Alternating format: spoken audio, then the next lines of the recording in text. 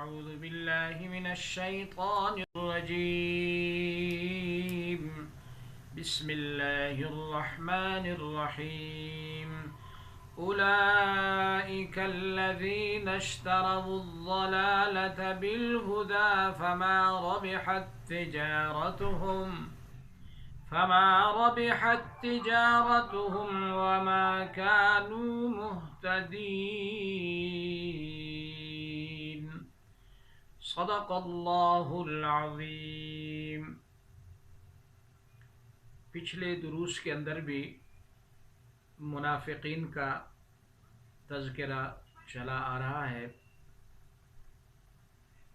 ان مبارک آیات کریمہ کے اندر بھی اللہ سبحانہ و تعالی نے ان کے حال کا بیان فرمایا کہ وہ جو اس قسم کا رویہ رکھتے ہیں نفاق کا، ان کا انجام کیا ہوگا. اسی لیے فرمایا اولئک الذین اشتروا الضلالۃ بالہدی، یہی لوگ ہیں جنہوں نے خرید لیا گمراہی کو ہدایت کے بدلے میں. اصل میں خریدنے کا معنی یہ ہوتا ہے کہ جیسے کوئی تجارت میں خرید و فروخت کرتا ہے، تو انہوں نے کس طریقے سے گمراہی کو خرید لیا ہے ہدایت کے بدلے میں. تو فرماتے ہیں استحب الکفر علی الایمان، انہوں نے کفر کو پسند کیا، ایمان کو ترک کیا، ایمان پر کفر کو ترجیح دی. اور زبان سے تو وہ کلمہ اسلام کہتے تھے، لیکن وہ زبانی کلمہ تھا، دل میں تھا ہی نہیں، اور وہ صرف مسلمانوں کو دھوکہ دینے کی غرض سے کلمہ پڑھتے تھے. تبھی اللہ سبحانہ و تعالی نے فرمایا اولئک الذین اشتروا الضلالۃ بالہدی، یہی لوگ ہیں جنہوں نے ہدایت کو خرید لیا ہے، گمراہی کو خرید لیا ہے ہدایت کے بدلے میں، یعنی ہدایت کو چھوڑ کر کے گمراہی کو پسند کیا ہے. تو گویا کہ گمراہی کو خرید لیا ہے، ہدایت کو چھوڑ دیا ہے. فما ربحت تجارتهم وما كانوا مهتدين،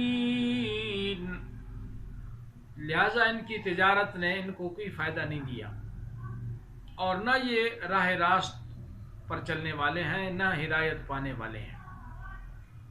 جب یہ اپنے زعم باطل میں اپنے آپ کو ہدایت یافتہ سمجھتے تھے، در حقیقت یہ گمراہی کے راہ پہ گامزن تھے، اور یہ اسلام اور ایمان کو دھوکہ دینے کی غرض سے زبانی طور پر تو قبول کیا کرتے تھے، لیکن دل میں اسلام کے ساتھ نفرت تھی، اسلام کو مٹانے کے منصوبے بناتے تھے، کفار کے ساتھ مل کر کے خفیہ جو ہے وہ میٹنگیں کر کے اسلام کو مٹانے کے لیے، اسلام پر حملہ کرنے کے لیے کفار کے دست و پاؤ بنتے تھے.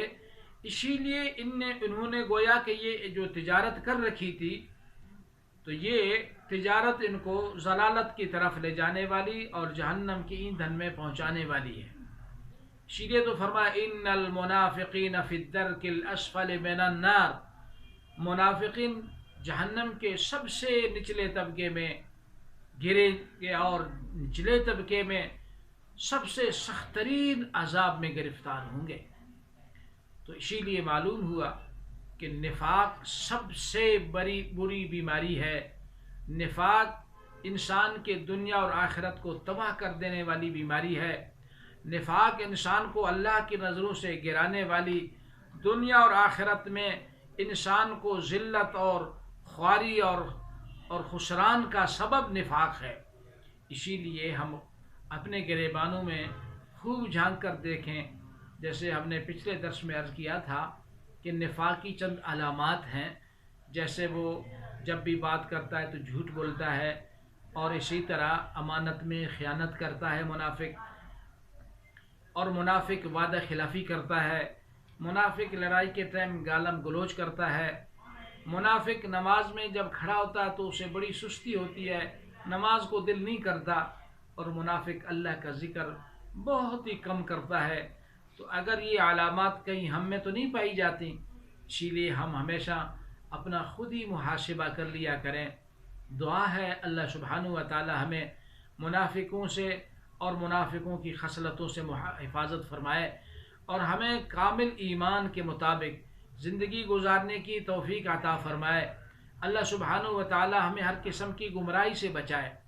یہ جو ضلالت ہے نا، گمراہی ہے، یہ ایسے ہے جیسے کوئی آدمی حیران اور سرگردان ہو جاتا ہے، وہ اپنے راہ کو پا نہیں سکتا، تو اسی لیے یہ بھی اسی راہ پہ لگ گئے منافق لوگ کہ وہ سرگردان ہو گئے۔ قیامت کے دن بھی انہیں وہ سرگردانی کا سامنا کرنا پڑے گا۔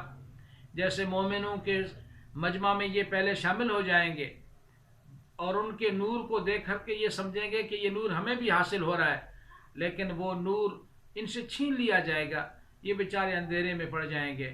اور اسی طرح پھر جنت کی طرف لپکیں گے، پہلے جنت کے گیٹ کھلے دکھیں گے، جب یہ وہاں لپکیں گے تو ان کے لیے جنت کے دروازے بند کر دیے جائیں گے، تو وہاں بھی سرگردان ہوں گے۔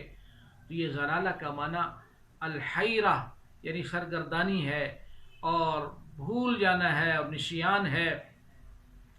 دعا ہے اللہ سبحانہ و تعالی ہمیں کامل ہدایت کے اونچے درجات پر جو ہے وہ قائم رکھے، اور دنیا اور آخرت کی خوشی ہم سب کو عطا فرمائے۔ وآخر دعوانا ان الحمد للہ رب العالمین، والصلاة والسلام علی رسول اللہ وعلی آلہ وصحبہ اجمعین، آمین آمین۔